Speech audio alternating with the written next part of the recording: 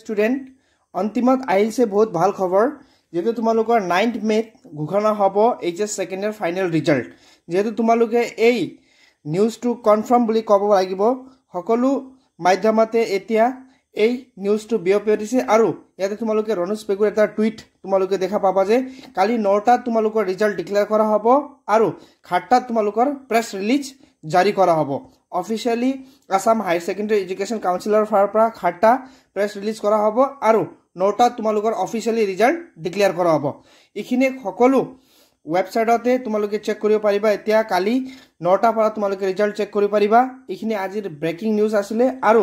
কালি 8টাত তোমালোকে অফিচিয়ালি Assam higher secondary education কাউন্সিলৰ পৰা release কৰা হ'ব আৰু যদি কোনোবাই আজি এই চেনেল প্ৰথমবাৰ ভিজিট কৰিছে তেন্তে কাইন্ডলি চেনেলটো সাবস্ক্ৰাইব কৰিব যাতে সকলো এডুকেশ্যনাল ৰিলেটেড আপডেট